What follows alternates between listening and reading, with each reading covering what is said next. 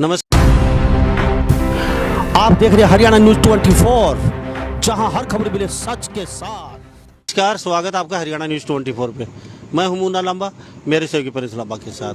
आज हम मौजूद हैं IMT चौक पिंक धरने पे, और ये पिंक धरना गांव खेड़ी के सौजन्य से चल रहा है। और मेरे साथ इस धरने पे हमारे साथ डॉक्टर अजय बलारा मौजूद हैं, और साहब तस्वीरों में देख रहे हैं, इनसे कई विषयों पे बातचीत करेंगे।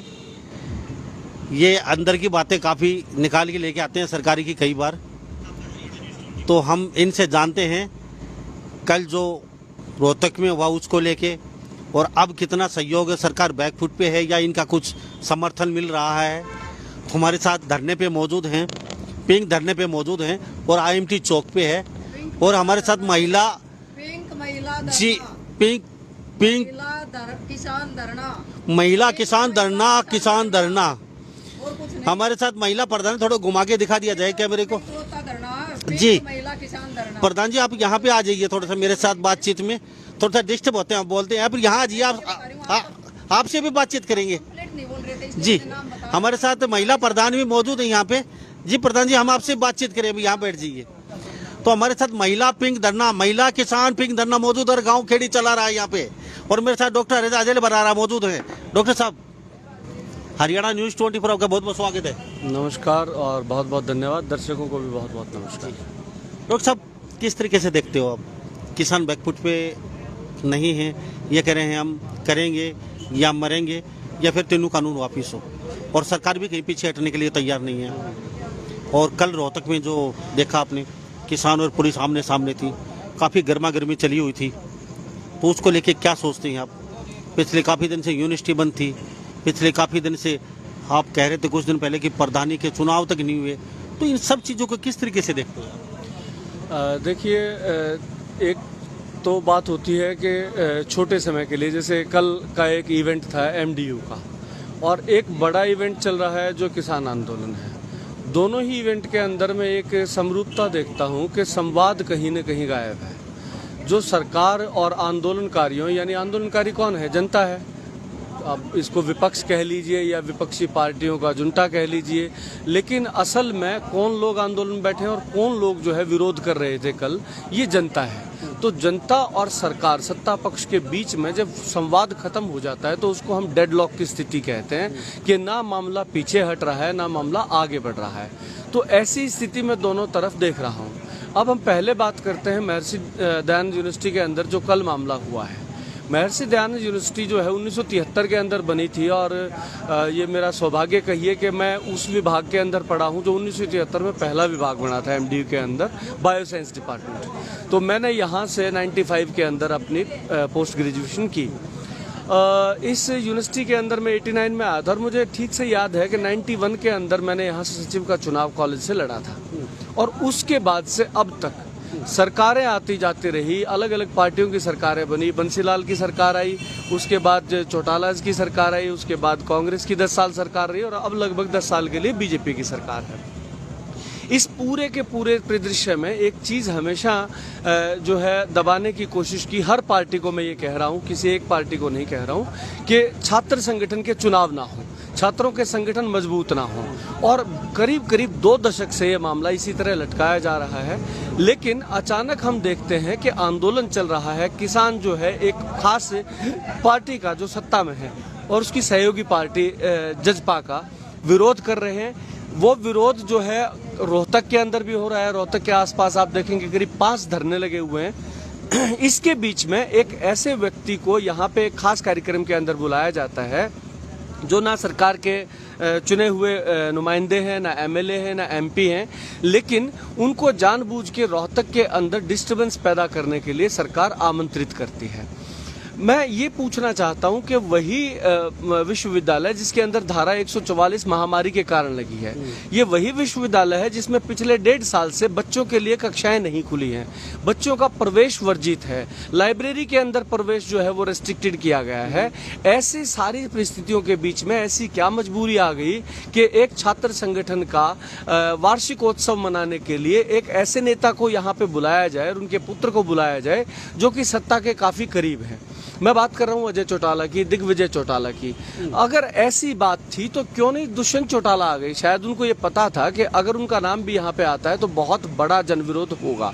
कल काफी बड़ा विरोध नहीं था, 1000-2000 लोग थे, क्योंकि उनको पता था कि जो नेता जिसका विरोध लोग कर रहे हैं वो नेता यहाँ नहीं आ रहा है, बल्कि उसके दाएं बाएं नेता आ रहे हैं। मैं तो ये कहूँगा कि अजय चौटाला हरियाणा की राजनीति के अंदर एक किंग पिन की तरह से काम करते थे। एक वक्त है जब मैं भी उनकी पार्टी को वोट दे चुका हूँ, उनको मैं अप्रिशिएट किया करता था। हरियाणा के लोग उनके अंदर जननायक चौधरी देवीलाल की छवि देखना शुरू कर रहे थे। आपको ध्यान होगा जब उन्होंने पूरे हरियाणा में एक पद यात्रा की थी। लेकिन आज ऐसा क्या हुआ, कल मैंने ये चीज नोटिस की कि उन्हीं जननायक देवीलाल के पार्क से, उन्हीं की प्रतिमा से वो विरोध के सुर उठ के और उन्हीं के पुत्र, उनके पौत्र को जो है उनको रोकने के लिए जो है जनसैलाब यहाँ से उमड़ा और यूनिवर्सिटी के अंदर वो 5 मिनट तक भाषण नहीं दे पाए। कल अगर आपने अखबारों की सुर्खियां देखी हो, खासकर भास्कर के अंदर देखा हो कि उनका 1:45 पे उनका भाषण शुरू होता है। इधर से किसानों ने यूनिवर्सिटी का गेट तोड़ने की कॉल दे दी, क्योंकि उन्होंने लाइव देखा प्रशासन सुबह से मना कर रहा था कि अजय चौटाला नहीं है, और उन्होंने लाइव जो है बच्चों ने चला दिया। यहाँ बच्चों ने, बाहर भी छात्र थे जो उनके विरोध में थे, उन्होंने लाइव देखा और प्रशासन ने उनको जाके कहा कि अगर आप 5 मिनट से ज्यादा यहाँ रुके तो पता नहीं क्या हो जाएगा, और वो 5 मिनट में ही बैकडोर से यहाँ से निकल गए। खैर ये कल के इवेंट की बात थी, लेकिन मैं इसके पीछे एक गहरी सोच की बात करता हूँ। कल अगर आप यहाँ आए होते तो एक खास चीज नोटिस करने लायक थी। जहां दिल्ली बाईपास के ऊपर बैरिकेडिंग की थी, किसान वहां पे बैरिकेडिंग पे रुक गए थे, उससे आगे नहीं गए। हालांकि पुलिस बहुत ज्यादा नहीं थी, उसको तोड़ा जा सकता था। लेकिन खास चीज नोट करने की ये थी कि प्रोग्राम शुरू होने के बाद इंसो के जत्थे, करीब 50-60 गाड़ियों का एक जत्था दीवार तोड़ के पीछे यूनिवर्सिटी के अंदर से निकाला गया और पीछे से उसकी दिल्ली बाईपास के ऊपर से, जहां पे आंदोलनकारी बैरिकेड पे रुके हुए थे, वहां तक उनकी गाड़ियां जो है वो पुलिस ने प्रवेश कराई। अब पुलिस को मैं कहता हूँ, पुलिस तो जो है काम उस तरह करती है जैसे सरकार चाहती है, पुलिस की अपनी कोई मंशा नहीं होती है। इस चीज से क्या साबित होता है कि रोहतक के अंदर जिस तरह पहले मनीष ग्रोवर का प्रकरण हुआ, जाट पंजाबी करने की कोशिश की, मैं उसके अंदर एक अहम भूमिका के अंदर था। कल जो है प्रकरण हुआ, मैं हतप्रभ था, वहां पे एडिशनल एसपी खड़े थे। मैंने एडिशनल एसपी को कैमरा के ऊपर ये कहा कि आप ये क्या कराना चाहते हैं, इस धरती को फिर से खून से रंगना चाहते हैं क्या? आगे पुलिस अड़ा रखी है, आगे किसान नहीं जा पा रहे, पीछे से आपने इस छात्र संगठन के 50 गाड़ियां बुलवा ली हैं और पीछे से वो यहां तक कैसे आ गई? आप देखिए, जब इतना बड़ा आंदोलन चल रहा है तो पुलिस का पूरा प्रबंध था, उनको चारों तरफ चाक चौबंद रखना था। उनको ये भी पता था कि जो एक पक्ष जो है कार्यक्रम करा रहा है और दूसरा पक्ष उसका विरोध करा रहा है, तो दोनों पक्षों को नजदीक ना आने देने का प्रबंध प्रशासन को करना चाहिए था। लेकिन कुछ वीडियोस आप देख पाएंगे कि ये खासकर जो गोल चक्कर है, इसके ऊपर से गाड़ियां सीधा जाना चाहती थी इंसो के जत्थे की, उनको जो है प्रदर्शन स्थल की तरफ ले जाया गया। वहां पे कुछ कहा सुनी हुई और हम जो लोगों ने जो वहां पे अगुवाई कर रहे थे, हम लोगों ने हाथ जोड़ के रिक्वेस्ट की कि हमारी लड़ाई अपने बच्चों के साथ नहीं है, सरकार जो है हमें और हमारे बच्चों को, देखिए इंसो के अंदर या एबीवीपी के अंदर बच्चे कौन हैं? रोहतक के बच्चे हैं, रोहतक के आसपास के बच्चे हैं। वो किसके बच्चे हैं? वो हमारे बच्चे, वो सरकार नहीं है। सरकार के हाथों में जरूर वो मजबूरी में कठपुतली बन के खेल रहे हैं, लेकिन सरकार उनका दुरुपयोग करके, उपयोग करके नहीं, दुरुपयोग करके हम लोगों से लड़ाना चाहती है, आमना सामना कराना चाहती है कि जनता और जनता के बच्चे, युवा जो है आपस में कट मरे और सरकार जो है मजबूत हो जाए, और इस मारपीट का, इस झड़प का फायदा उठाकर सरकार जो है किसान आंदोलन को किसी तरह से दमन कर पाए। ये कल की घटना बता रहा हूं, उससे मंशा जाहिर होती है। तो ये कार्यक्रम इसी मंशा के साथ रोहतक के अंदर किया गया कि यहाँ पे रोहतक क्योंकि गढ़ बना हुआ है पहले से, कभी से आजाद नहीं था भारत तब से भी हरियाणा के अंदर रोहतक एक राजनीति का गढ़ रहा है और यहाँ से बड़ी बड़ी क्रांतियां उठी हैं। यहाँ के बड़े बड़े जो है, चाहे चौधरी छोटूराम का नाम ले, या बड़े बड़े किसान नेता हुए हैं। तो इस धरती को जो है बदनाम करने के लिए तमाम तरह की साजिशें रची जा रही है। अब यूनिवर्सिटी की बात लेते हैं, जिस यूनिवर्सिटी के अंदर 20 साल से छात्र संघ के चुनाव नहीं होने दिए गए, जिस यूनिवर्सिटी के अंदर धारा 144 लगी है, उसके अंदर एक इतना बड़ा जो कार्यक्रम है, वार्षिकोत्सव है, वो आखिर किया क्यों गया? यूनिवर्सिटी ने उसकी परमिशन कैसे दी? इसकी जांच होने की जरूरत है। प्रशासन ने इसकी परमिशन कैसे दी? उनको पता है कि रोहतक के आसपास 5 पक्के धरने चल रहे हैं, तो उनको पता था कि यहाँ पे मुख्यमंत्री का हेलीकॉप्टर नहीं उतरने दिया गया था, तो यहाँ पे इन नेताओं को बार बार भेज के किया क्या जा रहा है? तो मैं ये कहना चाहता हूँ कि ये जो डेडलॉक की स्थिति है और ये जो छेड़छाड़ की स्थिति है, ये लोकतंत्र के लिए अच्छी नहीं है, और लोकतंत्र को नेस्तनाबूद करने के लिए सरकार जो है इस तरह की ओछी चालें चल रही है। लेकिन मैं सरकार को ये चेता देना चाहता हूं कि सरकार इसमें कामयाब नहीं हो सकती है। कारण ये है कि सरकार के पास पूरी पावर नहीं है। पूरी पावर का मतलब होता है कि लोकतंत्र के अंदर क्या होता है, लोगों का राज होता है, लोगों के लिए और लोगों के द्वारा बनाया जाता है। अब ना लोगों के पास जो संसाधन है, प्राकृतिक संसाधन, आप देखिए आंदोलन क्यों चल रहा है? जमीन पे कब्जा करने के लिए। जमीन से बड़ा प्राकृतिक संसाधन नहीं है। जमीन के अंदर पेट्रोल है, जमीन के अंदर कोयला है, जमीन के अंदर सोना है, जमीन के अंदर मेटल है, जमीन से हीरे जवाहरात निकलते हैं, जमीन पे नदियां हैं, यानी वाटर रिसोर्स, यानी हर रिसोर्स जो भी प्राकृतिक संसाधन है जिससे ये पूरी दुनिया चल रही है, पूरी कायनात चल रही है और जिसके लिए लड़ाई चल रही है, इन प्राकृतिक संसाधनों के ऊपर जो है गिद्ध दृष्टि है इन कॉर्पोरेट हाउसेस की, और ये इनके ऊपर कब्जा करना चाहते हैं। बहुत सारे प्राकृतिक संसाधनों पे कब्जा कर चुके हैं। इसके बाद अंतिम तौर जो आखिरी कील ताबूत में जो गाड़ने का प्रयास किया गया वो है कि जमीनों पे कब्जा किया जाए, क्योंकि जमीन अपनी हो जाएगी तो उसके अंदर से निकलने वाले 100% यानी धरती के अंदर जितने संसाधन उनके ऊपर पूरा कब्जा करने की चाल है। ये केवल फसलों के रेट का मामला नहीं है। हालांकि मैं ये भी जानता हूं कि किसान आंदोलन के अंदर जो लोग हैं, भोले भाले लोग लगे हुए हैं, उनको शायद इस बड़े षड्यंत्र का पता नहीं है। इसी के साथ आप दूसरी चीज जोड़ लीजिए, एक महामारी लाई जा रही है। मैं दोबारा रिपीट करता हूं कि लाई जा रही है, नहीं है। ये बहुत सामान्य सी चीज थी। आंकड़े आप अगर देखेंगे, नहीं, महामारी को आप बात कर रहे हो जी, तो महामारी में तो लाखों जिंदगियां इस महामारी ने ले ली। बिल्कुल बिल्कुल, और लोग बीमार भी हुए हैं, बिल्कुल, बिल्कुल। अस्पताल भी बेड भरे हैं। जी, जी, जी। तो कुछ तो है, ऐसी बात नहीं है महामारी को उसी पे आ रहा लेकर। हूं। तो डॉक्टर साहब, लेकिन उससे पहले मैं एक बात और जान लेता हूँ। ये बात मैं अभी, लेकिन देखो विपक्ष बीजेपी बार बार कहती है आंदोलन 1-2 महीने पहले सही था, उसके बाद राजनीति का गढ़ बन चुका है। विपक्षी पार्टियां कहीं ना कहीं अपना उल्लू सीधा कर रही हैं, अपनी रोटियां सेक रही हैं, अपना वोट बैंक बना रही हैं। क्या लगता है वास्तव में कितना सही है? वास्तव में विपक्षी पार्टियां ताकि में कहीं नहीं वोट बैंक बनाने के? पहले ये जानूंगा, उसके बाद उस टॉपिक पे बाद में लौटेंगे। आपकी बात जो है 100% समर्थन करता हूं मैं। केवल विपक्षी पार्टियां नहीं है, जो किसान आंदोलन के अंदर बहुत बड़े चेहरे बन गए हैं, वो भी अपनी राजनीतिक उल्लू सीधा करने के लिए काम करना शुरू कर चुके हैं। ये ऐसा क्यों? मैं शुरुआत में ठीक मैं थी। इसका जवाब दे रहा हूँ। देखिए, शुरुआत में बनावटीपन होता है। ये इसी तरह की बात होती है कि जिस दिन शादी हो, पहली रात या 2 दिन तक बहू जो है मेकअप के अंदर रहती है, उसके बाद बारिश आती है, मुंह धोया जाता है, नहाया जाता है, तो वो मेकअप उतर के असलियत दिखाई देती है।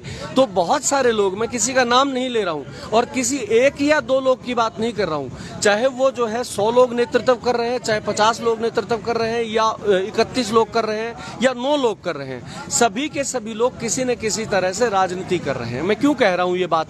कारण ये है कि मनुष्य जब पैदा होता है तो वो राजनीतिक हो जाता है।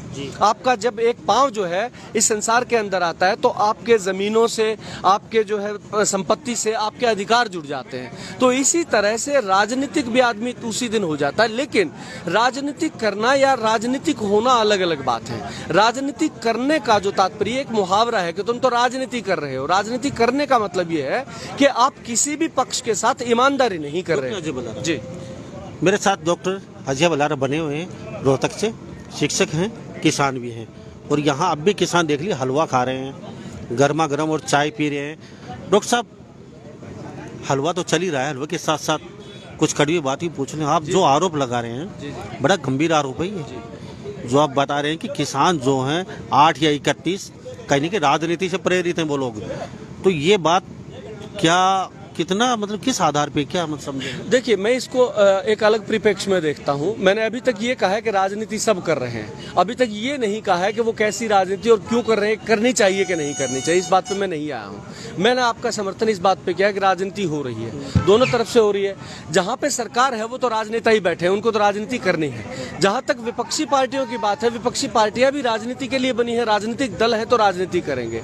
असल में खतरा विपक्षी पार्टियों की राजनीति से हमें नहीं है, हमें खतरा है जो आंदोलनकारी हैं और आंदोलनकारियों के अगुवा हैं, उनके राजनीतिकरण से हमें खतरा है कि वो किसी पार्टी की गोद में बैठ के या किसी लालच के अंदर आके इस आंदोलन को तो नहीं बेच रहे हैं, आ करके या आ चुके हैं। बिल्कुल, मैं ये कह रहा हूँ कि मैं ये अंदेशा जाहिर कर रहा हूँ, मेरे पास तो पुख्ता सबूत नहीं है। अंदेशा है, इसका मतलब कहीं ना कुछ आपको दिमाग में कुछ Definitely। जरूर भय है, डर है कहीं ना कहीं, या कुछ ऐसा आपने को जरूर प्रतीत हुआ है कि आने वाले समय में कुछ ऐसा हो सकता है। देखिए, मैं इसलिए कह रहा हूं कि कुछ लोग जो है अपने अपने दलों के दल जो है उनके सामाजिक संगठन है, कोई इसमें दो राय नहीं कि किसान यूनियन बनी हुई है, लेकिन जिस प्रकार से अपने दलों को मजबूत करने की मुहिम चलाई जा रही है, न कि आंदोलन को, इन दो चीजों को ठीक से समझना होगा दर्शकों को कि किसी अपने संगठन को, किसान संगठन को मजबूत करना, उसका कैडर तैयार करना, उसके प्रधान चुनना, उसके उप प्रधान, उसके ब्लॉक स्तर के प्रधान,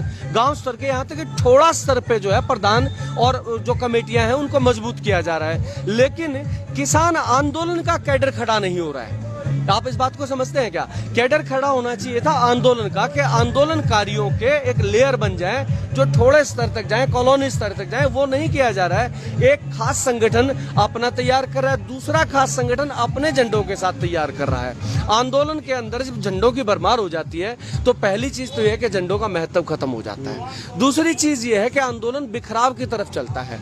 आपने ये नोटिस किया होगा कि आप तो हर एक जगह झंडों की भरमार हो चुकी है। मैं एक आखिरी बात कह रहा हूँ, हाँ। आप हर जगह जाते रहते हैं, कुछ खास जो है जगह ऐसी होंगी जहां आपने एक तरह के झंडे देखे, दूसरी तरह के, और आपने कार्यक्रम भी देखे होंगे कि उस पर उसी नेता के, उसी किसान नेता के कार्यक्रम उस पे होंगे, दूसरे पे होंगे तो दूसरे पे उसी किसान नेता होंगे जहां उसके झंडे लगे हुए हैं। इससे क्या हो रहा है? इससे बिखराव हो रहा है। मैंने खुद ये देखा है कि जब आपका नजरिया है कि मनमुटाव पैदा हो रहा है, डेफिनेटली ये हमारा झंडा, हम यहाँ नहीं जाएंगे, बिल्कुल, हमारे झंडे के नीचे हमारे स्टेज पे आएंगे, बिल्कुल, वो उसका झंडा है, वो इकट्ठा करेगा लोग। तो कहीं ना आपको ऐसा लग रहा है कि बिखराव पैदा हो रहा है या हो चुका है बिखराव। तो आपके नजरिए से होना क्या चाहिए था?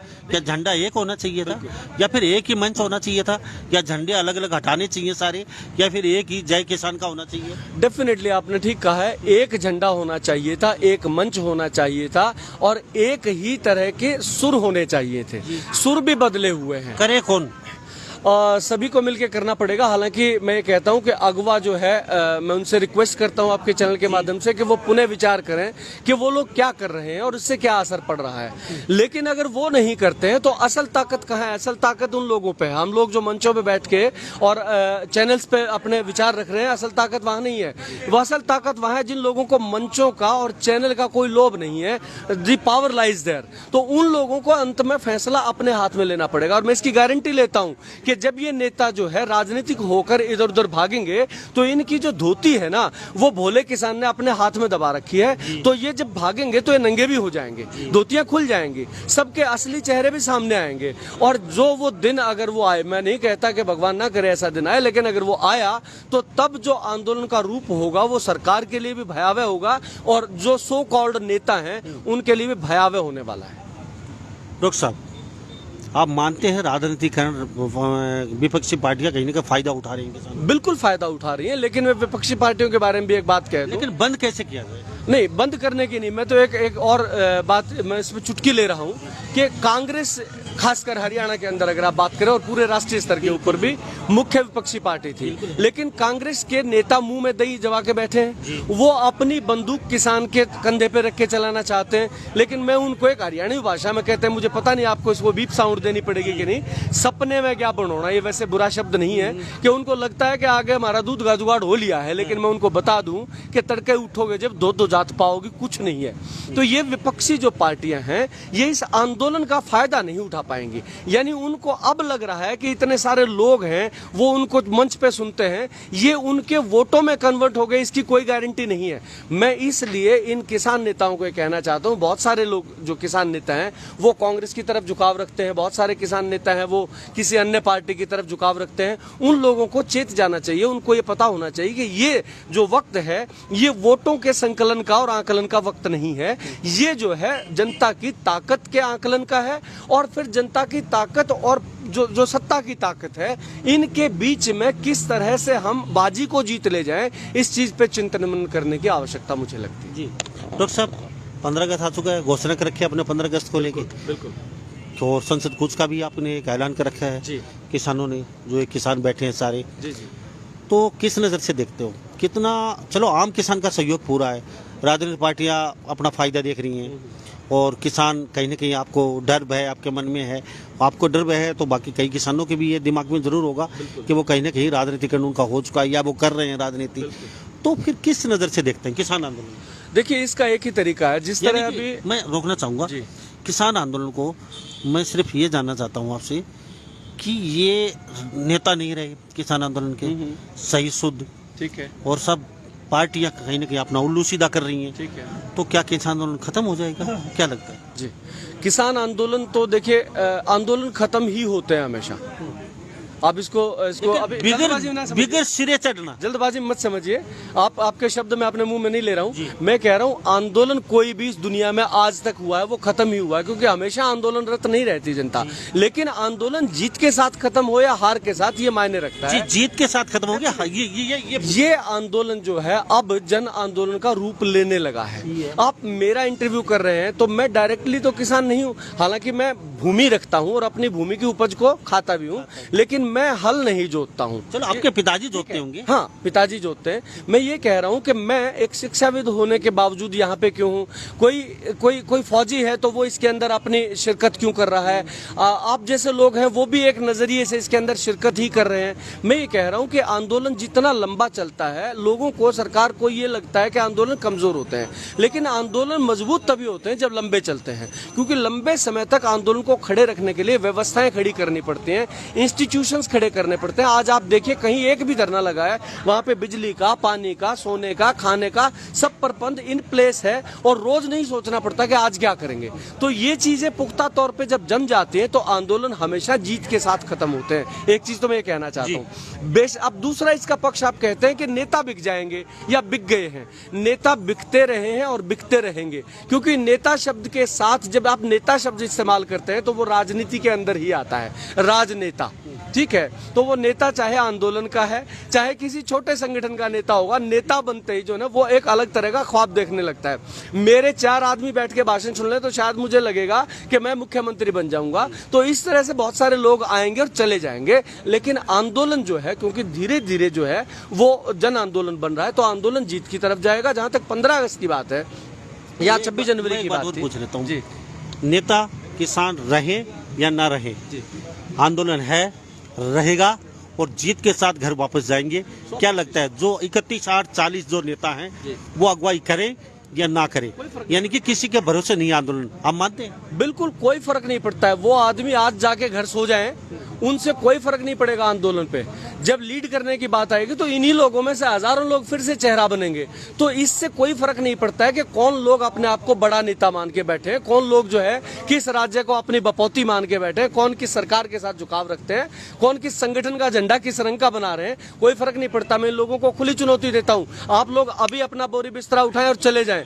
किसान जो है अपनी संयुक्त ताकत के साथ लड़ेगा और इस आंदोलन को जीत के ही लौटेगा। और इस ताकत को ये नेता या फिर जो सत्ता पक्ष के अंदर बैठे हुए नेता या विपक्ष की पार्टियों के नेता हैं, ये किसी तरह के षड्यंत्र चल के इस आंदोलन को तोड़ नहीं सकते। जी, तिरंगा यात्रा बीजेपी ने शुरुआत की है जगह जगह, किस नज़र से देखते हैं? आपकी बड़ी पैनी नज़र है, क्या सोचते हैं उस यात्रा को लेकर? देखिए, इस यात्रा में एक षड्यंत्र तो यही था कि तिरंगा यात्रा या तो 15 अगस्त से शुरू की जाती या 15 अगस्त का कोई रेफरेंस लिया जाता। मैं ये कह रहा हूँ इस वक्त तिरंगा हाथ में लेने का एक मुख्य कारण तो ये था कि तिरंगे की तरफ, क्योंकि किसान जो है वो संविधान की और तिरंगे की हमेशा इज्जत करता है। वो किसान तिरंगे की तरफ जो है जूता, चप्पल, गाली, यहाँ तक के अपशब्द भी नहीं कहेगा। इसलिए एक तो ये है कि ढाल बना के चल रहे कमजोर लोग हैं।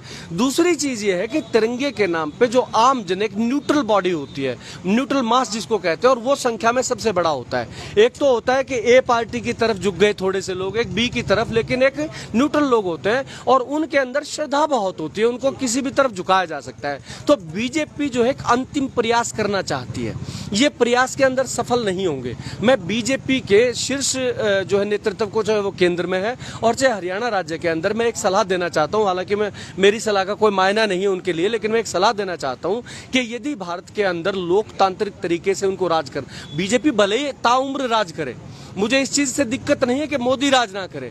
मोदी अगर आज जनहित के कार्य करने लगता है तो हम मोदी की जय जय बोलेंगे, आपके चैनल पे आके बोलेंगे। हमें मोदी से या भाजपा से दिक्कत नहीं है, किसी पार्टी विशेष से। हमें दिक्कत है जो जन विरोधी नीतियां बनाई जा रही हैं। शिक्षा नीति बनाई गई, शिक्षक उसके अंदर और शिक्षाविद नहीं है।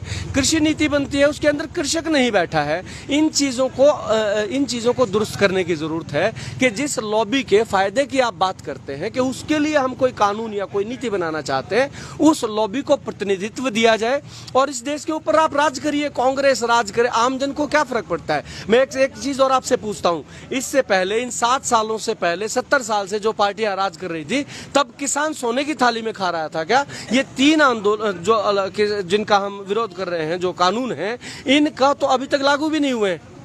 इससे पहले किसान सोने की थाली में रोटी खा रहा था।